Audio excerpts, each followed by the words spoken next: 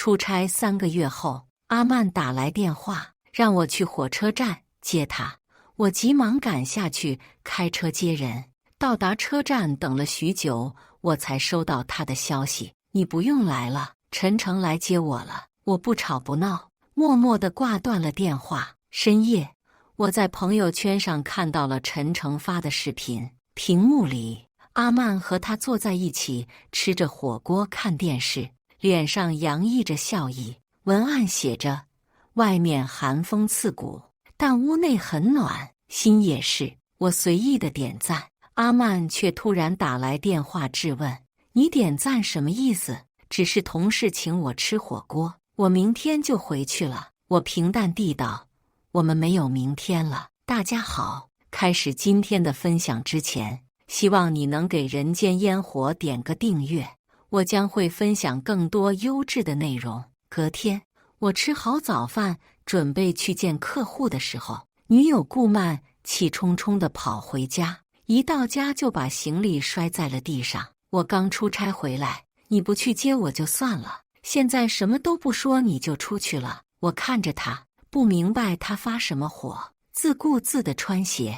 顾曼不耐烦地把外套丢到我手上。昨天我吃了火锅，外套都染上了味，你去帮我洗了。他说着打了一个哈欠。我现在要去补个觉，昨天连面膜都没敷，搞得我皮肤都干燥了。说完他就脱鞋往里面走去，鞋子也随意扔在地上。我静静地看着顾曼，顺手把她的衣服放到沙发上，转身就要出去。我现在要出去，没空，你自己洗吧。他却面色不悦，没好气道：高鞋纹你是不是有病？你知道这衣服有多贵吗？我无语，贵你还穿着和陈诚一起吃火锅。我随手放在沙发上，你却要来骂我。不过此刻我也懒得和他计较。刚要开门，顾曼却拽住了我的胳膊：你现在着急去哪？昨天外面大雪下得那么大，让你来接我却磨磨唧唧的。要不是陈诚那会儿正好在火车站，我就要冻死在外面了。我的安全难道在你眼里就一文不值吗？闻言，我只觉得讽刺。昨日下的是暴雪，他一和我说几点的车后，我早早的就出了门。明明我已经提前半个小时就到了，结果是他记错了出口，现在反而来怪我不去接他。我没理他，在鞋柜上寻找车钥匙。顾曼不满地皱起眉头，忽而想到什么，不屑地笑道：你难道还在吃醋？我不是已经和你说过好多遍了吗？陈诚只是喜欢记录生活而已，你这么小题大做，害得昨天他都不自在了。你就连别人的一点爱好都容不下吗？我自嘲一笑，我喜欢打台球，以前总喜欢和几个兄弟去台球室娱乐放松一下，但是顾曼不喜欢，而且觉得我晚上出去玩就是不爱他的表现，就不允许我出去了。久而久之，那群兄弟知道我家里管得严，就没再叫过我。现在他反而让我顾及别人喜欢的东西。陈诚的爱好他百般维护，而我的爱好却被他亲手抹杀。我懒得再理他，最后在他的包下面找到了车钥匙。我要出去见客户，真没空给你洗衣服。顾曼不敢相信地看着我，换作是平常的我，吃醋一定不是这样平静的状态。要么我大吵不允许他去找陈诚，要么我就会哭着求他陪我，从来都没有像今天这样。静默了许久，顾曼突然把自己的外套扔进了洗衣机，然后站起来道：行了，一个大老爷们还斤斤计较，我现在自己洗了，总没意见了吧？女主一脸傲娇地看着我，总觉得她只要稍稍低一下头，我就该即刻把她捧到天上去。我一脸无语地给她让出了位置，她一来，玄关的位置都变得拥挤了。以往就算我们吵得再凶，她都没有主动低头过一次，如今她这样，估计是做贼心虚。看样子她和陈诚肯定不止吃了火锅吧。顾曼不悦地看着我：“你在躲我？”我不想和他吵，随意的敷衍：“没有。”顾曼刚想发火，我在前一秒关闭了房门，走了出去。我前往地下室，走到了车子旁边，在反光镜里看到顾曼也跟了出来。不知为什么，他过来拉住了我。高协文，你去哪见客户啊？我随口道：“城中。”顾曼松了一口气，开口道：“正好，我要去那个商场买串手链，我跟你一起去吧。等你结束了，我还可以跟你一起顺便去逛街。”我疑惑地看着他，换作是之前，他是绝对不会在我工作的时候搭便车去商场，因为他会嫌弃等我的时间太久，而且他去逛街是绝对不会叫我陪的，因为他觉得我的眼光十分的不行，土到了极致。我想拒绝，顾曼却先一步打开副驾坐了上去，我无奈只好启动车子和他一起开去商场。今天是周末，路上的车异常的多。我在红灯的时候停了下来，他坐得有些无聊，打算拿出口红准备补妆。在顾曼拿出口红的时候，顺带着掉出了包里的一张纸条。我随意瞟了一眼，就看到那几个歪歪扭扭的大字：无条件心愿满足卡，落款是陈诚。我记得顾曼很喜欢这个包，是他花了1个月的工资托朋友从国外带回来的，平常他宝贝的都不让我碰，现在里面却出现了这种可以当垃圾丢掉的东西。我知道如果我现在问，就会被他骂，所以这次我干脆当个瞎子，假装没看见。可顾曼却不乐意了，她哼了一声，把口红丢进包里，连带着那张可怜的纸条一起。顾曼质问我：“你既然看见了，干嘛不问？”我平静地说：“懒得问。”她脸色有些不好，反复看了我几次，才将那张纸条重新拿出，揉皱了，丢进垃圾桶。这是昨天晚上和还有一个朋友一起玩游戏，陈诚输了才写的。我和他没什么的，你别多想。我随意地回道：“我本来也没多想。”接着我继续专心地开车，以为这件事就算翻篇了，没想到顾曼又开口和我解释道：“昨天陈诚刚好要去火车站接朋友，正好看到了我，就把我一起接走了。我和陈诚只是普通的同事和朋友。”我觉得可笑，要解释说普通的同事就行了，何必多此一举加上个朋友？这不是怕别人不知道你们关系亲密吗？我敷衍的点头，我没想歪，你们真的只是普通朋友而已。我不相信他的解释，因为我知道以前顾曼每次找借口的时候都会无中生有，但每次我看到陈诚的视频，里面都只有女主一人而已。不知道为什么，顾曼又莫名其妙地生气了。高协文，你到底要生气到什么时候？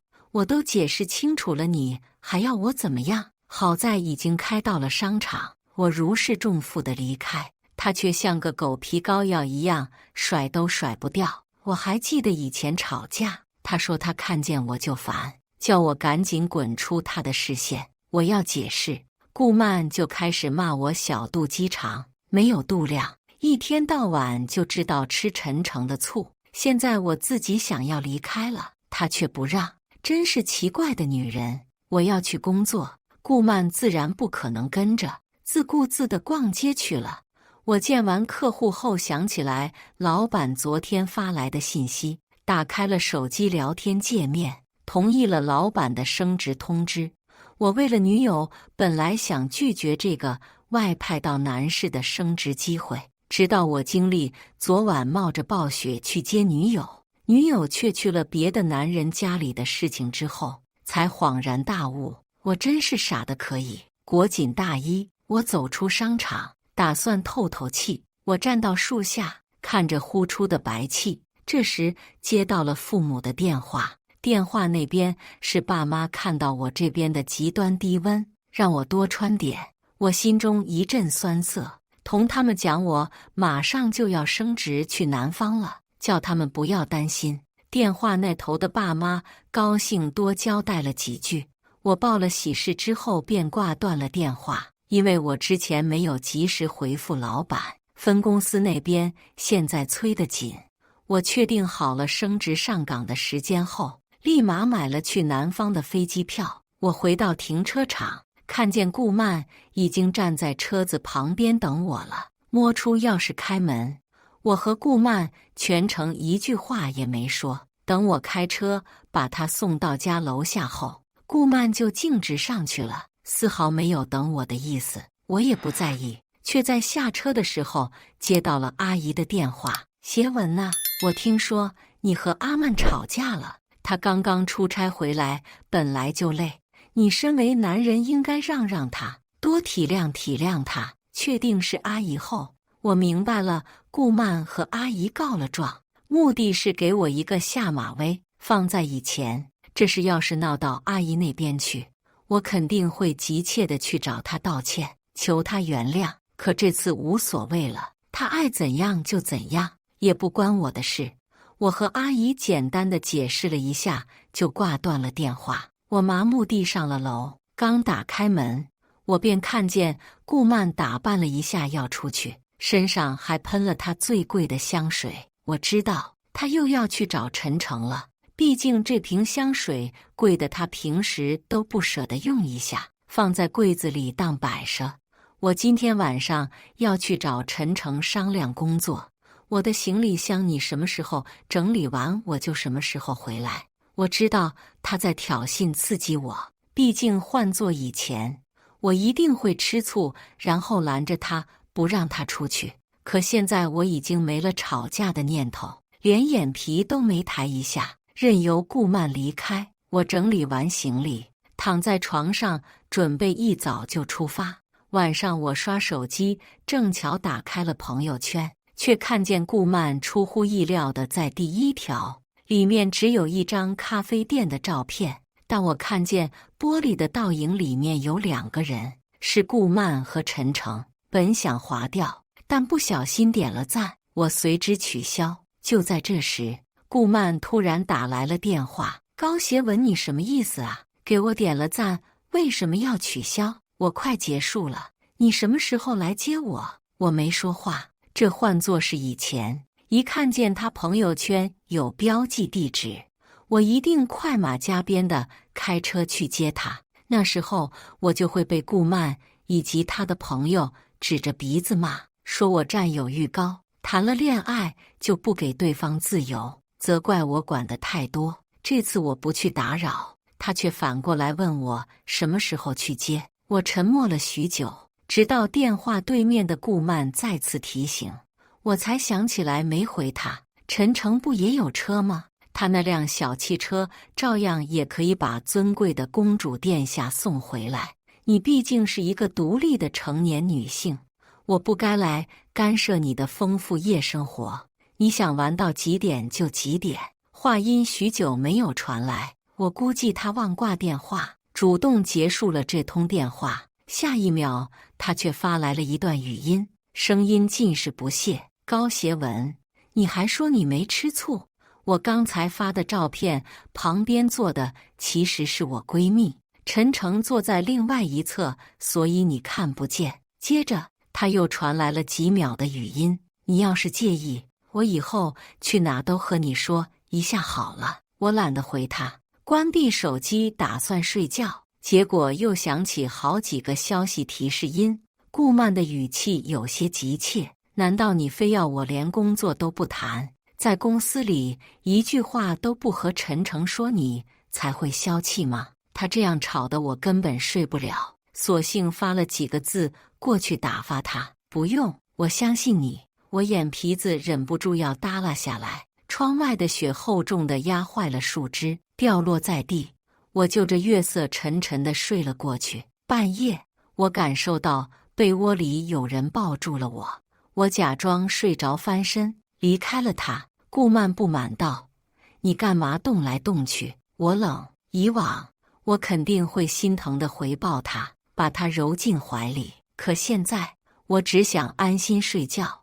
我将他的手拿了回去，道：“你抱着我睡不着。”顾曼猛地坐起来，踹了我一脚，语气很冲：“那你就和空气去睡吧。”说着，他就光着脚走到沙发旁睡了下来，也没盖什么东西。顾曼肯定会以为我会像之前那样将他抱回房间，哄着他叫他多穿点，怕他感冒，却没想到现在的我看了他一眼后，倒头就睡。第二天我醒来，顾曼就不见了，地上是他换洗下来的衣物，杂乱地扔在地上。我知道他这是在发泄他的不满，以往都要我一点点地整理干净，我这次却没有管他。今天下午就要出发去机场了，我早上得去公司办理相关的业务。想到以前周末不管去哪都要和顾曼报备，现在想出门就出门，简直太舒服了。我将行李寄放在保卫处，公司离得不远，我打算徒步去。我一脚一脚地踩在雪里，看着白雪因我的脚步而变成了一条小路，心中意想不到的平静。很快我就到达了公司楼下，巧的是，我看到了高中同班的女生沈乔在公司做入职申请。多年不见，我们随意地寒暄了2句，突然她想到了什么，兴奋地拿出了手机，说要添加联系方式，说年末有个同学聚会。接着他打开了扫一扫，我欣然接受，正要拿出手机，却一把被人按了回去。顾曼不知道从哪冒出来，直接挽上了我的胳膊，力气也比以往的大。在我错愕的目光中，他充满敌意地对沈乔说道：“你爸妈是不是没教过你礼义廉耻？别人的男朋友你还勾三搭四？”沈乔有些尴尬地看着我，我直接拿过他的手机扫了我的好友添加码。顾曼看见后，气得掐住了我的手臂，感觉下一秒就会闹脾气。这时候陈诚走了过来，将我们分开，拦在了中间。我有些感谢他拯救了我的手臂。好了好了，我好不容易连哄带骗的让阿曼消了气，协文哥你就随他一点。而且说句难听的，你都是有女朋友的人了，你现在还加别的女生的微信，难道是想干点什么出格的事情吗？本来还好，现在听了陈诚的话，顾曼眼里的火星再也控制不住了。好吧，我收回感谢他的想法。没想到陈诚还在继续煽风点火。我知道都是我的错，让协文哥误会了，但我和阿曼真的什么事都没有。如果你介意，我走就是了。以前我和顾曼没少因为陈诚的话吵架，原因无他，全都是顾曼相信陈诚所说的而护着他，然后怪我。我每次什么话都不能说，心里憋了一股气。这次我的心却异常平静，看着陈诚一副为难的模样，就像看猴戏。沈乔不知道我们之间发生了什么，但看到顾曼气得要过来和我干一架的状态，连忙出来调解。好了好了，高协文马上就要升职去南市了，你们俩以后都不一定能见到面，现在该好好珍惜彼此才是。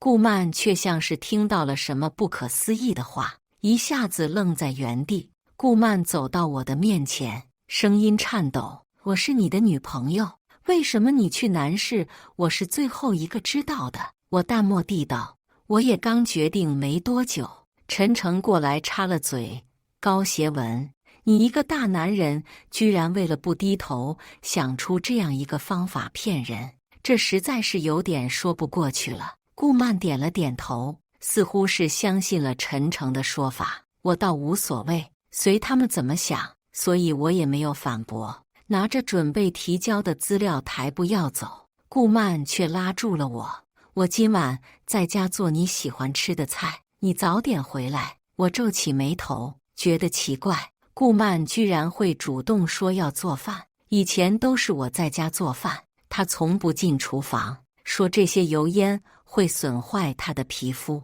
有时候我准备好一切，想让她早点回来，顾曼也总是敷衍我，现在他却要我早点回去。我随意回道：“哦，不给他继续烦我的机会。”我转身上了楼，出了电梯，正好碰见了老板。李总很欣赏我：“小高啊，我还以为你打算放弃这个机会呢，你可是不可多得的人才呀。”我有些心虚地挠了挠头，这还得多感谢李总的提点。李总又夸了我几句就走了，我使劲的感谢。好在我没有因为顾曼而放弃这次机会，为这样的人断送前程，真的是太不值了。提交好资料，我走回保卫处。我抬头，正好能看见家里厨房的位置。我看见顾曼在厨房忙活的身影，她只一心沉浸在自己的世界里，就连我行李不见了都不知道。看着她有些欢呼的背影，我无奈摇头，可惜太晚了，我的心已经丢了。我拿出手机，打车前往飞机场。现在距离我下班的时间已经过去2个小时了。按照平时，这个点我已经在家了，然后等着顾曼回家。可现在我却坐在飞机场，在查看落地后要住的酒店。这个时候，我收到了他的微信，我点开放到耳边去听。你怎么还没回来？有点奇怪。我感受到了他话语里的期待和担忧。不是应该大骂一句高协文为什么还不回来吗？我还记得以前有一次，我刚和他在一起不久，我和兄弟出去喝酒，刚坐在桌前没多久，他就开始催我快点回家。我只好和兄弟解释了一下。自此以后，他们都觉得我出不来，也就逐渐的没人叫我了。然后反过来，有一次他和姐妹们出去高歌一晚，我只是问了一句，就开始说我不懂事。他的好朋友也一致觉得我很烦，也不待见我。顾曼永远都是自私的，他在任何角度考虑的都是他自己。我感叹，怎么现在才发现？我麻木地打字回复，我已经在飞机上了。下一秒，顾曼急切地打来电话，飞机马上就要起飞了。我直接挂断了电话。他只能用发微信的方式来发泄此刻的焦虑。高协文在哪？我现在就来找你，你别闹了好不好？吃醋也不是这样的，只不过是吵架而已。你也不用把一切都搞得那么严重。你现在就回来吧，好不好？我真的不会再和陈诚有联系了。看着一条条源源不断的消息发出来，我长叹一口气，然后将手机关机。我已经不会再相信他说的话了。多少次因为陈诚，我们吵到不可开交。如果他早就意识到自己的问题，那我们也不会走到现在这个地步。坐在飞机上，我回忆起之前与女友的点点滴滴，有刚在一起的2个互相羞涩的牵手，有一起去爬山滑雪的开心，再到后来，我独自做好一切，等他回家。他说要去找陈诚，说好了要一起去旅游看日落，也因为陈诚生病了而耽搁。我真的累了，我放下手机，转头看着窗外的城市越变越小，最后被云层遮盖。真是过往如云烟，就在此刻，让这段感情画上一个句号吧。我在飞机上睡了一觉，几个小时的路程就在睡梦中结束。陌生的城市，陌生的地点，我随波逐流来到提行李的地方，找到了自己的行李，才想起来要打开手机。里面有10几条消息，无一例外的全都是顾曼的消息。我懒得看上面的消息，直接往下翻，看到了最后一个聊天记录。你的行李怎么都不见了？高协文，你怎么就丢下我一个人偷偷走了？我不知道该回忆些什么，我淡漠地关闭手机，正巧碰见了公司的人过来接我。高经理、李总那边已经安排好了住宿，我有些意外，我以为来这里将是孤身一人，没想到李总想的这般周到。我看着同事热情地同我介绍这边的风土人情，回想到了当年孤身一人迷路在北市机场的身影，顾漫找不到拿行李箱的地方，电话里的他却十分不耐烦：“哎呀，我工作呢，你自己不会看指示牌吗？”这时候陈诚喊了他一句，顾漫立刻挂掉了电话。我在机场踌躇不前，毕竟我是第一次来到这里，最后是一位好心的阿姨带我过去，才找到了行李。我停止回想，来到了现实。好在一切都已经过去了。高经理在本市有认识的人吗？来接我的人叫周元，是个20岁出头的小伙子，他也是我们部门的一位得力选手。据说部门里的大小事务，他一个人能全都包了。我摇头，我本是西市的人，为了追求顾漫才去的北市，这是我第一次到南市。强烈的地域差异使我有点生理上的不舒服。周元却以为我是因为没朋友而难过，他见状拍了拍我的背：“没事，高经理，公司宿舍那边都是单身小伙，到时候咱们可以一起出去喝酒。”我点头，我从没想过晚上和一般男人出去是怎么样的，大概就是一口小酒，一口小菜，就可以快乐一晚上吧。我笑着道了声好。周元带我去了公司准备的宿舍，一室一厅一厨一卫，是个很标准的单身公寓。虽然面积小，但是胜在温馨。我收拾好东西，已经是凌晨3点，躺在床上闭目养神。这时候有个电话打了进来，拿起手机来看，是个陌生号码，来自北市。我大概能猜到是谁，没有犹豫的，我接通了电话。入耳的第一句就是陈诚急切的责骂：“高协文，你怎么回事？你这么骗阿曼好玩吗？你把她一个女孩子丢在这寒冷的雪地里，你知不知道有多危险？她为了找你，在雪地里摔了一跤，手都破了。”接着我听到电话那头传来了女生的哭声，是顾漫的。我冷漠地说道：“说了，我调岗了。”你……陈诚还想说什么，电话就被顾漫一把抢过，说话声充满了委屈：“高协文，你这回是真的？”我道：“是。”这个电话结束后，我会拉黑你所有的微信和电话，以后我们就是陌路人，分手吧。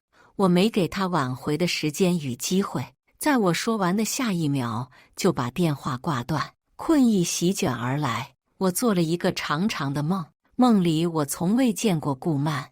我毕业以后就在家乡找了一份喜爱的工作，每天起早贪黑，但是也活得自在。可能这就是我向往的以后的生活。从此以后，我的世界将不再和顾漫有关。我将之前和顾漫有关的朋友圈全部删除，并且发了一条新的朋友圈，是我们整个部门的照片。我后面配文：在新的公司遇到了新的朋友，开心。许多朋友都纷纷点赞祝福我，我感受到了前所未有的愉悦。这几个月，我努力工作，一有空就去周边玩耍，很快就把这个陌生的城市了解得透彻。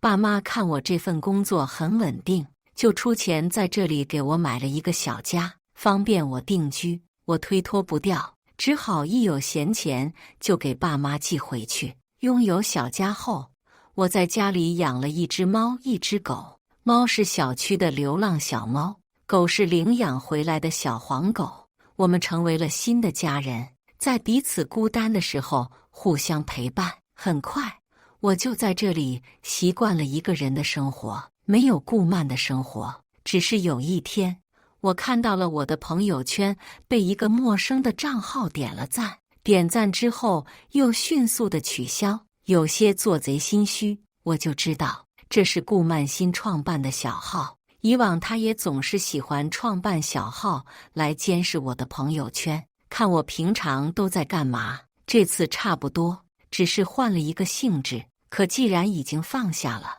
就不需要再留念了。我凭着记忆搜索到了那个微信号，可对面好像知道我要做什么似的，立马发了一条信息：求求你了，别删除我好不好？即便顾曼低声求我，我也还是决定删除。一边麻木地想着，如果他一直都很尊重我们的感情，会不会现在我们还在一起？可从一开始就注定了，他在感情里是被珍视的那一方。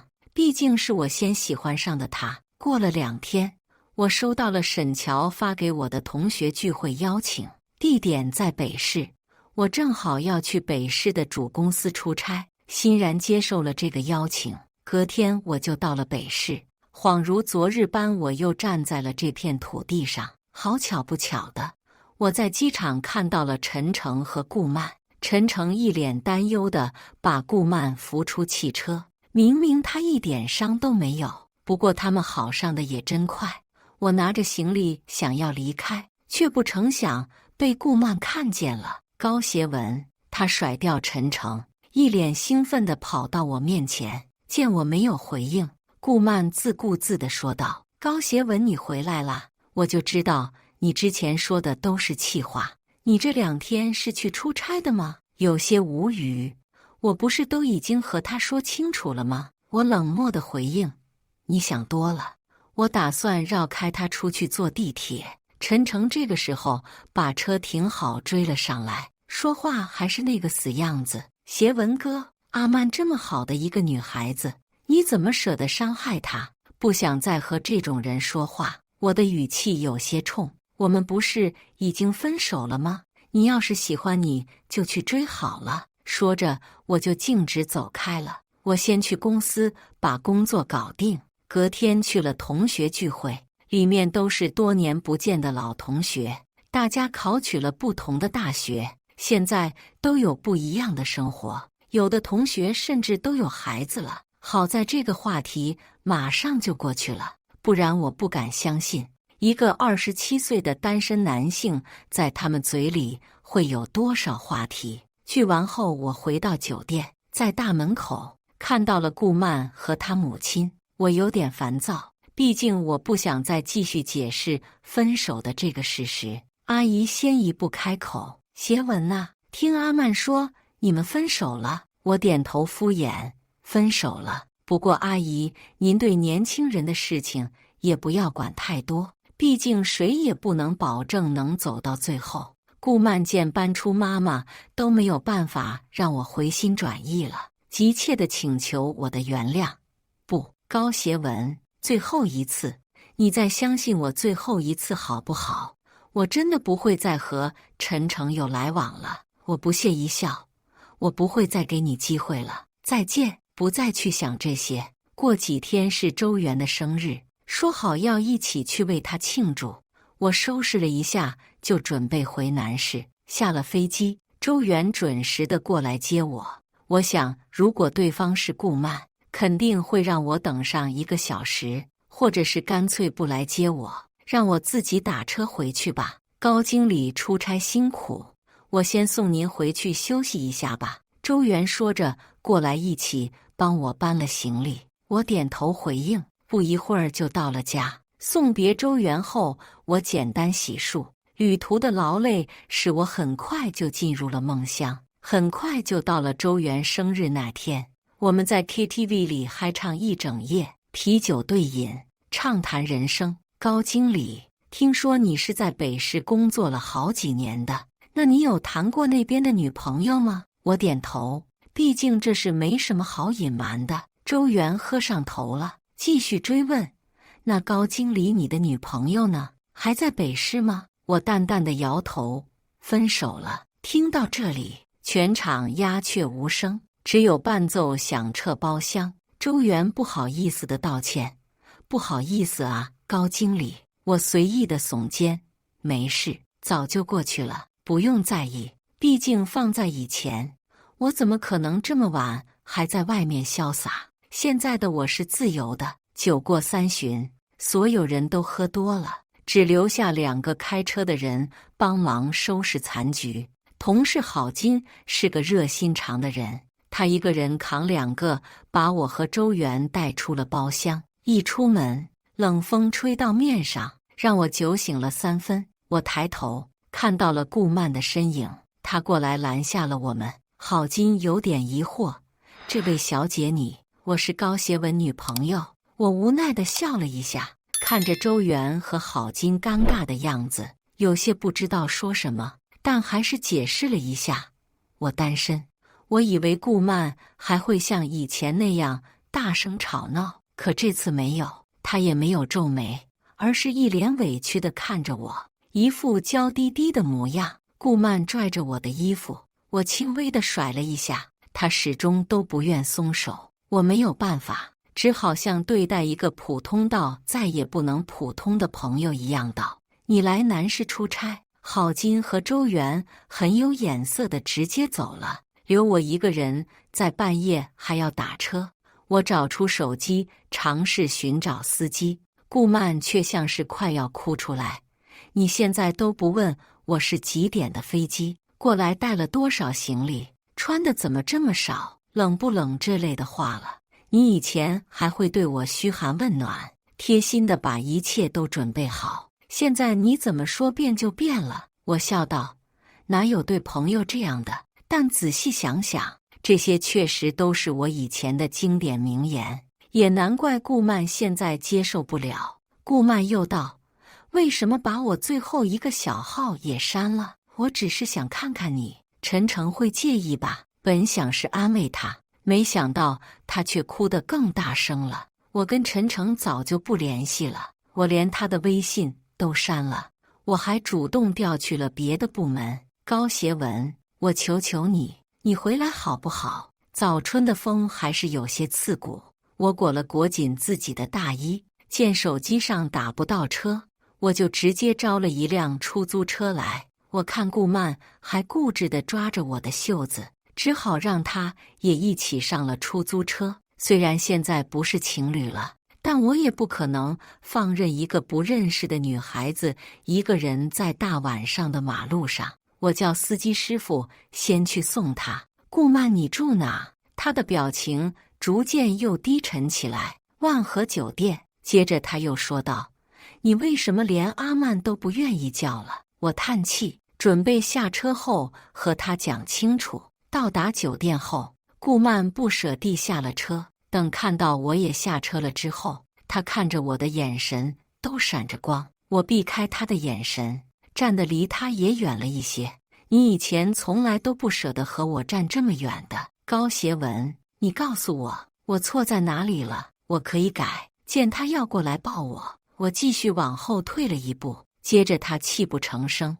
我继续讲我已经想好的说辞，但只是叙述回忆，没有多余的情感。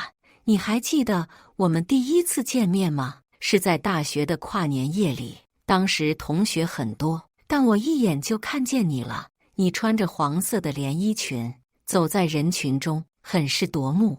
我叫室友搭了线，千方百计的要到了你的微信，这些你还有印象吗？顾曼抬头看向了我，双眼被泪水包围。我记得。我接着说道：“其实这段感情是我先开始的，是我对你一见钟情，所以这些年我对你百般疼爱，把你当成小公主一样放在手里，怕摔了。可是这么多年，你早就把我的那一颗真心一点点磨没了，犹如大雪覆盖，再无生机。我们没可能了。”顾曼，我看见他那眼里的光渐渐暗淡下去。顾曼最后不死心地问道：“真的不可能了吗？”顾曼，你只是一时接受不了，等你想明白了，你就会走出来了。那天和顾曼说完，他就上去了。我重新打了一辆车回到家中，大黄激动地扑到我的身上，像是在欢迎我回家。又过了半年，我听朋友说，顾曼因为能力优秀，被他原先的公司调去海外研学1年。我由衷地为他高兴，他也和我一样在这段感情里走了出来。我成功地升职加薪，在老家把父母的老房子重新装修了一遍，给他们过上了更好的生活。一天午后，我坐在客厅里看书，享受着阳光给予的安逸。猫在玩球，狗在窝里翻滚玩耍。我想以后的一切都该是这般美好吧。以上就是今天分享的故事。大家有什么想说的、想吐槽的，欢迎在下方评论交流。也更希望能给人间烟火点个订阅，我将会分享更多优质的故事内容。